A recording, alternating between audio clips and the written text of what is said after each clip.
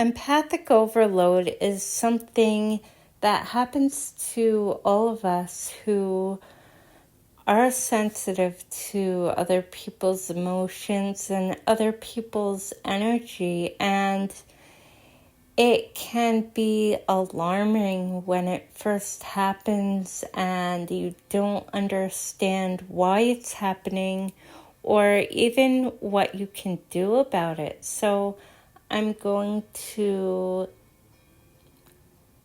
give you some ways to recognize it, and then I'm going to give you some ways of dealing with it so that you don't have to take on that empathic stress and continue to be overwhelmed, because it's not sustainable to maintain a high state of stress for long periods of time like that.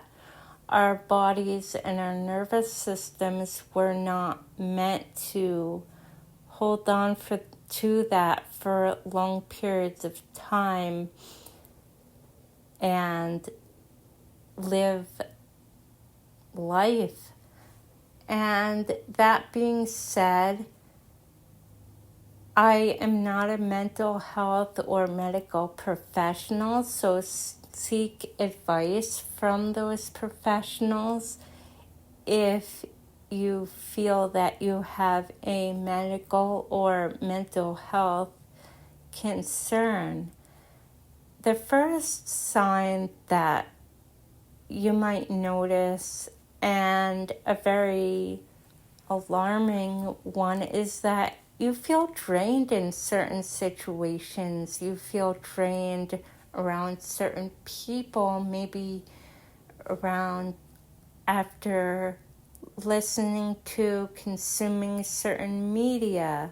Whatever the case may be, you just feel drained. And if the cause you have determined it's not mental health or medically related, then it could be a sign that you're picking up on other people's emotions and energy, even stress along with your own. And that can be extremely overwhelming. And what you can then do for that is be aware of those situations that cause you to be drained. Maybe you want to set some boundaries around that. How much time you're going to spend, if any, around those situations.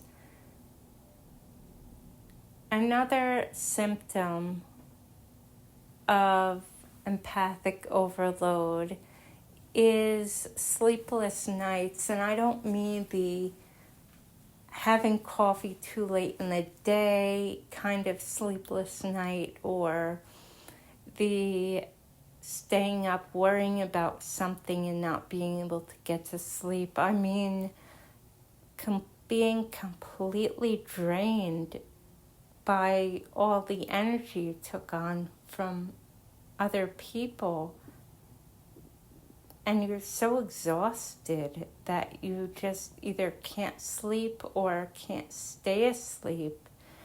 And this could be, if nothing mental health or medical related is going on and you've determined this, you may be taking on other people's energy and emotions, and it would be a good idea for you to clear it, either using energy work, some kind of visualization. What I like to do sometimes is I go into a visualization where I'm literally taking my energy that I've given to situations or given to people, given to whatever events that are going on, and I take it back. I take it into my body, and at the same time, I'm giving the energy of those situations, people, and things back. And you'd be surprised at how quickly this works, and the feeling of empowerment that you may notice coming over you when you try that, even for the first time. Another technique that I heard of is, imagine that all of the energy that you took on is made of Velcro, and you're just peeling that Velcro off. And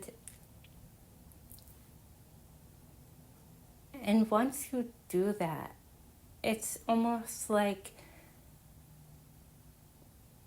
you become aware of how much you actually took on, and that awareness is really going to help you, so that the next time you notice that feeling drained or being so exhausted and not being able to sleep, or whatever your tell is that you're going through empathic overload, the next time you recognize that, you can start to say to yourself, okay, this, what I'm taking on is not mine. And maybe some of it is, but now you can deal with it a little bit better. And another thing you could do is reach out to a professional and talk it through, because sometimes you may not even be aware of what's yours and what's another person's, because you've been taking on energy unchecked for so long that maybe it's just difficult for you to be aware of that, and that's okay too. Sometimes I need to be reminded that, hey, maybe some of this you're taking on is not yours, and that's okay. Nobody is perfect at this, no matter how long you've been practicing. I hope that this helped you in some way. I'm sending you so much love and many blessings.